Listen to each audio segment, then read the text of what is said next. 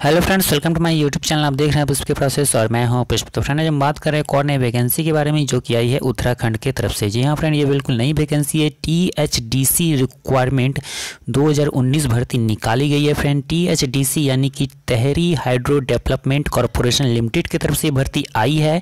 तो THDC apprentice भर्ती निकाली गई है। तो इसमें टोटल 30 पद खाली है दोस्तों। तो 30 ट्रेड अप्रेंटिस पदों पर ये बिल्कुल सीधी भर्ती निकाली गई है। सीधी भर्ती इसलिए फ्रेंड क्योंकि इसमें कोई भी लिखित एग्जाम आपसे नहीं लिया जा रहा है और ना ही इसमें आपको कोई इंटरव्यू इसमें देना होगा। तो ये बिल्कुल सीधी भर्ती है, सीधे तौर पर शॉर्टलिस्ट किया जाएगा आपको। और इसमें ऐसे यानी कि सेक्रेटरियल असिस्टेंट के लिए भी पद खाली है और स्टेनोग्राफर के लिए भी यहाँ पर पद खाली है, जो कि 12वीं पास कैंडिडेट इसके लिए अप्लाई कर सकते हैं। और ट्रेड अप्रेंटिस 30 ट्रेड अप्रेंटिस पदों के लिए 10वीं पास और ITI पास होने जरूरी है। बात कर ले इसके लास्ट डेट की, तो लास्ट डेट सबमिशन फॉर्म जो है फ्रेंड वो 20 जनवरी 2019 है। तो 20 जनवरी 2019 के पहले इस फॉर्म को भरकर भेज देना है। तो बिल्कुल भी देर ना करें। तो चलिए बात कर लेते हैं वैकेंसी डिटेल की और क्वालिफिकेशन की और फॉर्म को कैसे डाउनलोड करना, चलिए देख लेते हैं। तो ये आप देख सकते होंगे फ्रेंड, ये वैकेंसी अंडर अप्रेंटिस एक्ट 1961 के तहत निकाली गई है। तो इसमें आप देख सकते होंगे क्लोजिंग डेट भी इसमें बताया गया है। तो आपको मैं दिखा दूँ, यहाँ क्लोजिंग डेट 20/1/2019 है। तो चलिए बात कर लेते हैं वैकेंसी डिटेल के बारे में। तो पहला इलेक्ट्रीशियन का है। तो पहला इलेक्ट्रीशियन में टोटल 8 पोस्ट खाली है दोस्तों। और इसके लिए जो क्वालिफिकेशन चाहिए वो 10th पास आपका होना चाहिए, साइंस होना चाहिए एज ए एक सब्जेक्ट में आपका 10th में, और ITI का एग्जाम पास होना चाहिए जो कि रेगुलर बेस पर होना चाहिए। और बात कर ले यहाँ पे दूसरे पोस्ट की, तो दूसरा ट्रेड है यहाँ पे वायरमैन का, जिसके लिए 2 सीट यहाँ पर अवेलेबल है, जिसमें केवल 8वीं पास अगर आप है और साथ में ITI एग्जाम का आपके पास सर्टिफिकेट है रेगुलर ट्रेड में, तो आप इस फॉर्म के लिए अप्लाई कर सकते हैं। और तीसरा पोस्ट यहाँ पे सेक्रेटरियल असिस्टेंट के लिए, तो टोटल 5 पोस्ट यहाँ पर खाली है इसके लिए, और इसके लिए 12th पास कैंडिडेट इसके लिए अप्लाई कर पाएंगे दोस्तों।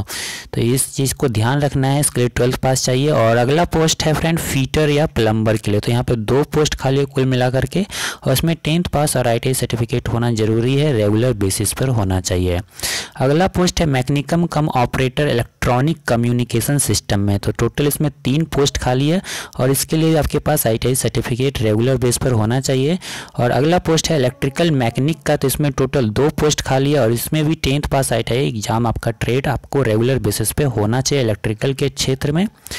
और अगला ट्रेड जो है फ्रेंड वो है mechanic repair and maintenance of light vehicle.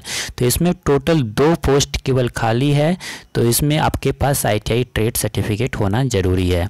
और अगला पोस्ट है स्टेनोग्राफर के लिए, जो कि इंग्लिश में होना चाहिए। तो 3 पोस्ट स्टेनोग्राफर इंग्लिश में है और 3 पोस्ट स्टेनोग्राफर हिंदी में है।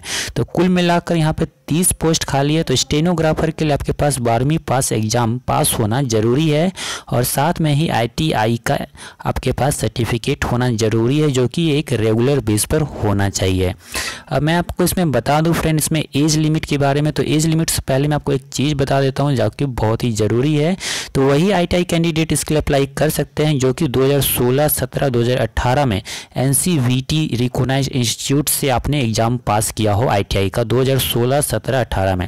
2015 में पास किया होगा तब आप फॉर्म भरने के लिए एलिजिबल नहीं हो पाएंगे दोस्तों। अब बात कर ले एज लिमिट की, तो एज लिमिट मिनिमम 18 साल यहाँ रखा गया और मैक्सिमम 30 साल रखा गया था। 18 से 30 साल के बीच में है तो आप इस फॉर्म को पूरी तरह से भरने के लिए एलिजिबल है। और एज लिमिट में छूट मिल जाएगी कैटेगरीज वाइज। तो OBC को 3 साल की और ST SC को 5 साल की यहाँ पे छूट दी जाएगी और PWD कैंडिडेट के लिए 10 साल की यहाँ पे छूट मिल जाएगी। बात कर ले स्टीपेंड की, जो मंथली आपको दिया जाएगा तो मैं आपको दिखा देता हूँ। तो यहाँ गवर्नमेंट रूल के अनुसार दिया जाएगा एक्ट 1961 के तहत। तो अमूमन ये 6,000, 7,000, 8,000 के आसपास होता है पर मंथ। और ट्रेनिंग ड्यूरेशन भी यहाँ नहीं बताया गया है। तो अमूमन 1 साल का ही ट्रेनिंग होता है। तो लास्ट डेट रिसीविंग एप्लीकेशन 20/1/2019 है। तो मैं आपको यहाँ पे दिखा दूँ डोमिशियल, यहाँ पे आपको ध्यान देना है कि वही कैंडिडेट अप्लाई कर सकते हैं जो कि उत्तराखंड के निवासी है। और आपको मैं एक चीज़ बता दूं फ्रेंड यहाँ पे सिलेक्शन क्राइटेरिया के बारे में। तो सिलेक्शन क्राइटेरिया कुछ इस तरह से है कि यहाँ पे एग्जाम तो कोई भी नहीं देना और ना ही there will be no interview. तो इंटरव्यू भी नहीं है। तो 10th बेसिस पे जो आपका मार्क्स होगा और जो ITI में मार्क्स होगा उनके बेस पर ही आपका मार्क लिस्ट जो आपका शॉर्ट लिस्ट होगा वो तैयार किया जाएगा। तो 10th का 30% मार्क्स लिया जाएगा जबकि 70% मार्क्स ITI का लिया जाएगा। तो इन दोनों को कैलकुलेट करके आपका जो होगा वो शॉर्ट लिस्ट तैयार किया जाएगा। तो उसी में आपका नाम आएगा तो आपको फिर सिलेक्शन में के लिए बुलाया जाएगा।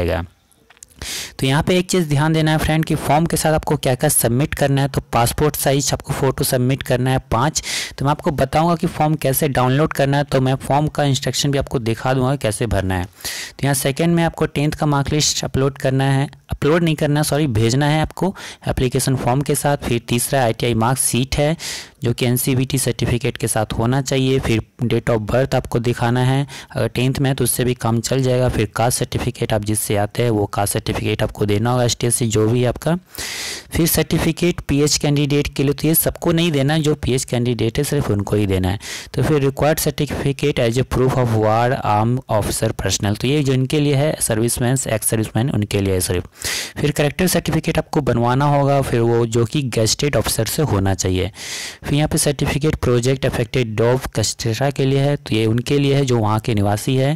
फिर आधार कार्ड आपको देना होगा जो कि कंपलसरी है, देना ही होगा। यहाँ पे एक चीज़ ध्यान दीजिए, print out of the application made at NCVT MIS portal, यानी कि ये एक वेबसाइट है, यहाँ पर आपको सबसे पहले जाकर रजिस्ट्रेशन कर लेना है। तो मैं आगे आपको इस वीडियो में बताऊँगा, तो आप इस वीडियो को देखते रहिए, तो मैं आपको बताता हूँ कि कैसे करना है। तो चलिए देख लेते हैं सबसे पहले कहाँ करना है इसे रजिस्ट्रेशन। तो अप्लाई कैसे करना है इस फॉर्म के लिए फ्रेंड, तो यहाँ पर आपको जाना है। सबसे पहले अप्लाई करने से पहले आपको रजिस्टर करना होगा, अपने आप को पंजीकरण होगा। तो ये इसकी ऑफिशियल वेबसाइट है, यहाँ पे आपको अपने आप को पंजीकरण कर लेना है। यहाँ से आपको 10 डिजिट का रजिस्ट्रेशन कोड दिया जाएगा जो कि आपको फॉर्म भरते समय फिल करना होगा। तो ये इंपॉर्टेंट वेबसाइट है, तो इसका लिंक मैं कोशिश करूँगा डिस्क्रिप्शन में दे दूँ, तो आप वहाँ से भी डायरेक्ट जाकर कर सकते हैं। उसके बाद आपको क्या करना है फ्रेंड, फॉर्म डाउनलोड करना है। तो फॉर्म डाउनलोड करने के लिए ये वेबसाइट है, तो यहाँ पर आपको जाना है और इस फॉर्म को डाउनलोड कर लेना है। तो इसका लिंक भी मैं डिस्क्रिप्शन में डाल दूंगा ताकि आपको कोई परेशानी ना हो। अब फॉर्म कहाँ भरकर भेजना है, तो चलिए मैं आपको बता देता हूँ। तो फॉर्म भर कर आपको कहाँ भेजना है फ्रेंड, ये एड्रेस दिया हुआ है, मैं इसको थोड़ा अच्छे से दिखा देता हूँ। dy.manager P&A जैसा लिखा वैसा ही लिखना है। THDC India limited, Koteshwar hydro electric project, Koteshwar district, Tehri Garhwal, Uttarakhand. तो ये एड्रेस पर आपको भेज देना है जो कि 20/1/2019 के पहले पहले पहुंच जाना चाहिए। अब बात कर लेते हैं फॉर्म फॉर्मेट की। तो फॉर्म फॉर्मेट आपका कैसा रहेगा, बिल्कुल इस तरह से रहेगा। Pin 249124, advertisement number 01/2019, post applied for. तो यहाँ आपको पोस्ट का नाम लिखना होगा जिसके लिए भी आपने अप्लाई किया है, फीटर इलेक्ट्रिशियन जो भी है, तो वो आपको यहाँ पे लिखना होगा। फिर यहाँ पे पर्सनल डिटेल आपको यहाँ पे फिल करना है नाम के साथ, जो कि SSC सर्टिफिकेट 10th में होगा। फिर फादर नेम फिल करना है, फिर डेट ऑफ बर्थ फिल करना है, फिर एज ऑफ क्लोजिंग डेट वो फिल करना है। फिर यहाँ पे सेक्स लिखना है, मेल फीमेल जो भी है आप। उसके बाद स्टेट ऑफ डोमिसाइल यहाँ पे लिखना है, फिर नेम ऑफ तहसील लिखना है, क्रॉसपेंडिंग एड्रेस यहाँ पे देना, city town study code pin code, जैसा कि आप जानते हैं हर फॉर्म में इसी तरह से रहता है। तो परमानेंट एड्रेस सेम है तो आपको सेम ही भरना है, और मोबाइल नंबर भरना बहुत ही ज़रूरी है।